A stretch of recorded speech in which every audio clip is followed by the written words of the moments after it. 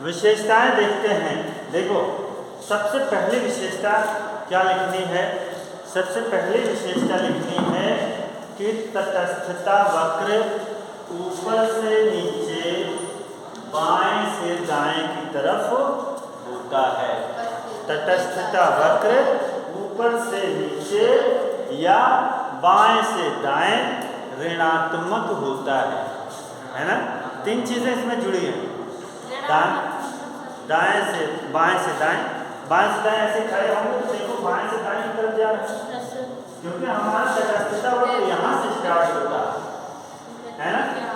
और जब ऐसा हो ऊपर से नीचे की तरफ आ रहा हो, हमने इसको मांग वक्र में भी समझाया था, अगर ये ऐसे आ रहा हो तब हम इसको ऋणात्मक बोलते हैं। क्या बोलते हैं? ऋणात्मक बोलते हैं, है ना? और धनात्मक भी बता दें। धनात्मक जब होता है तो वो ऐसे होता है। हाँ, इसके लिए भी कहेंगे बाएं से दाएं, क्योंकि ऐसे खड़े होंगे तो ये भी बाएं से दाएं जा रहा है ना? तो बाएं से दाएं ये भी चलता है, लेकिन ये धनात्मक होता है। अब देखो ऋणात्मक और धनात्मक कैसी बात है वो भी समझा देते हैं। देखो जब ऋणात्मक होगा तो जो दोनों वस्तुएं होंगी उनमें उल्टा संबंध होगा। जब ऋणात्मक होगा तो दोनों वस्तुओं में उल्टा संबंध होगा। जैसे यहाँ हमने देखा था एक बढ़ रही थी, दूसरी घट रही थी, देखा था? वैसे यहाँ भी देखो एक हम इसको यहाँ बढ़ा रहे हैं तो ये एक घट रहा है, एक हो रहा है, यानी ये ज़्यादा है कम है। और अब फिर इसको हम घटा दिए, 7 पर कर दिए तो ये बढ़ गया, 2 हो गया, यानी एक घट रहा है तो एक बढ़ रहा है, या एक बढ़ रहा है तो दूसरा घट रहा है। बात तो वही है, हम उसको चाहे इधर से कहें चाहे उधर से। तो अगर ऐसा होता है यानी उल्टा संबंध होता है तब हम उसको कहते हैं ऋणात्मक। ठीक है, हर जगह पूरे इकोनॉमिक्स में। और अगर ये नीचे से ऊपर जाए तो ये धनात्मक होता है। अब धनात्मक क्यों कहते हैं? धनात्मक इसलिए कहते हैं क्योंकि दोनों एक ही दिशा में चलते हैं। वो घटेंगे भी तो भी दोनों घटेंगे, बढ़ेंगे तो दोनों बढ़ेंगे। यहाँ पर देखो जैसे मान लो ये एक है, तो अब हम इसको अगर यहाँ जोड़ेंगे तो ये एक ही है। फिर अगर हम इसको बढ़ाकर 2 कर देते हैं तो ये बढ़ करके 2 ही पे आएगा, यानी एक बढ़ रहा है तो ये भी बढ़ रहा है। वो 2 की जगह 3 भी हो सकता है, 4 भी हो सकता है, लेकिन बढ़ेगा, है ना? एक बढ़ेगा तो दूसरा भी बढ़ेगा, एक घटेगा तो दूसरा भी घटेगा। अगर ऐसी पोजीशन है तब हम उसको मान लेंगे कि ये ऋणात्मक संबंध की बात है। ठीक है? और धनात्मक संबंध जब दोनों घटे या दोनों बढ़े, चाहे घटेंगे भी तो भी धनात्मक है और दोनों बढ़ेंगे तो भी धनात्मक है। ठीक है? तो ये जो है धनात्मक संबंध की बात है। और जब ये ऊपर से नीचे की तरफ आएगा तो ऋणात्मक, और ये जो है नीचे से ऊपर जाता है, इसके बारे में ध्यान रखना है। ये नीचे से ऊपर, बाएं से दाएं जरूर है, दोनों बाएं से दाएं हैं, लेकिन ये ऊपर चढ़ता है और ये नीचे गिरता है। ठीक है, एक हो गया। तो पहली विशेषता क्या है? पहली विशेषता ये है कि ये ऊपर से नीचे, बाएं से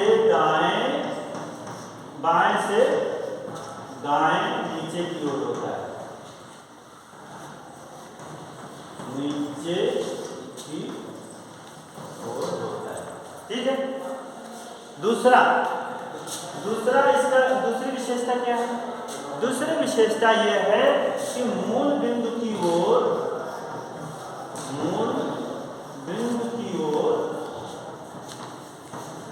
नतोदर होता है। इसको नतोदर ही सही शब्द है, इसलिए नतोदर लिख लो। अगर अपने जानने के लिए इसको लिख सकते हो उत्तल। अब उत्तल अवतल भी समझाना पड़ेगा, है ना? ये मूल बिंदु की ओर उन्नतोदर होता है, नतोदर नहीं, उन्नतोदर या नतोदर दोनों एक ही बात है। ठीक है? उन्नतोदर लिख लो, नहीं तो हमारी शब्दावली कुछ गलत हो। ये उन्नतोदर होता है, कॉन्वेक्स उत्तल, या इसको कॉन्वेक्स कहते हैं। ठीक है? तो अब इसको समझिए, ये कैसे मूल बिंदु की ओर, मूल बिंदु किसको कहते हैं? मूल बिंदु यही है ना, ये हम पहले भी बता चुके हैं, मूल बिंदु यही है। तो ये जो तटस्थता वक्र है मूल बिंदु की ओर झुका हुआ उन्नतोदर है ना, मूल बिंदु की ओर उन्नतोदर है। तो मूल बिंदु की ओर देखो ये झुका हुआ है ना, उत्तल है, अंग्रेजी में लिखा हमने, या अंग्रेजी नहीं उत्तल हिंदी की है। तो ये फिजिक्स की भाषा है और ये अर्थशास्त्र की भाषा, ठीक है, ये विज्ञान की भाषा है, ये अर्थशास्त्र की भाषा। तो उन्नतोदर है, उन्नतोदर मतलब उठा हुआ, उन्नतोदर मतलब उठा हुआ या उत्तर। जैसे देखो ये जो है ये एक कटोरा है, कटोरा है, जानते सभी लोग, उल्टा रखा हुआ है ना। तो ये जो है इसका उत्तर भाग है, ये क्या है, इसका उठा हुआ है उत्तर भाग। और ये जो इसका अंदर की साइड में है वो क्या है, इसका अवतल भाग है ना, अवतल भाग है। जैसे ये बॉटल है, बॉटल का जो ऊपर साइड से देखेंगे तो ऊपर यानी उठा हुआ है यानी उत्तल है, और जो अंदर है अगर इसको अंदर से देखेंगे तो वो बैठा हुआ रहेगा यानी वो अवतल है, ठीक है।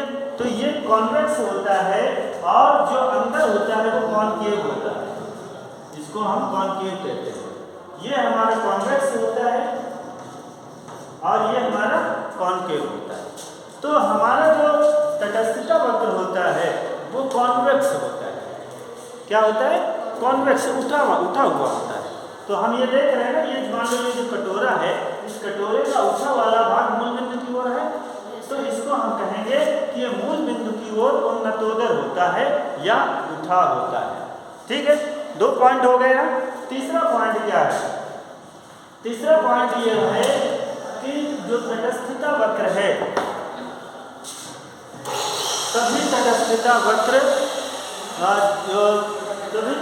जो तटस्थता वक्र के मतलब एक ही उसमें कई तटस्थता वक्र हो सकते हैं। पहला ये एक ही रेखा पर या एक ही अक्ष पर, रेखा नहीं लिखो, अक्ष पर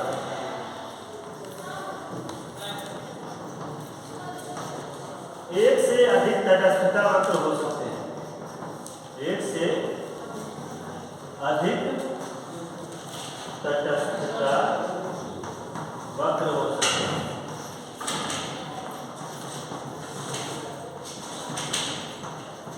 अब इसको कैसे समझेंगे, इस पर एक ही तटस्थता वक्र पर कई तटस्थता वक्र हो सकते हैं, है ना। तो अब इसको देखें, जैसे मान लो किसी व्यक्ति की इनकम बढ़ गई, किसी व्यक्ति की इनकम बढ़ गई, या जिस समय हम बात कर रहे हैं उस समय तो इनकम बढ़ नहीं सकती है, उस समय हमने पहले ही माना है कि इनकम बढ़ेगी नहीं, घटेगी नहीं, बढ़ेगी नहीं। लेकिन अगर हम कुछ समय बाद दूसरा करें कि व्यक्ति की इनकम बढ़ जाए, तो अब वो जहाँ पर 1 सेब खा रहा था वो 2 सेब खाना शुरू कर देगा, है ना। यानी वो 10 के जो इनकम है वो 10 के बजाय 12 खाने लगेगा, तो वो उसका यहाँ आ जाएगा, है ना। उसका तटस्थता वक्र फिर थोड़ा सा ऊपर उठ जाए, है ना, उठेगा कि नहीं उठेगा। अगर व्यक्ति की इनकम बढ़ जाए या कोई चीज़ बढ़ जाए, कोई बदल जाए, इंटरेस्ट बदल जाए या कुछ भी बदल जाए, तो उसका ऊपर चला जाएगा ना। और अगर ये घटा दिया जाए, इनकम घट जाए, तो उसके पास उसकी ये घट जाएगी, या संयोग जो है हमारा वो बदल जाए। तो किसी भी तरीके से कुछ भी बदलाव होता है तो तटस्थता वक्र हमारे दूसरे बन सकते हैं। तो एक ही अक्ष पे कई तटस्थता वक्र हो सकते हैं, ठीक है ना। और नेक्स्ट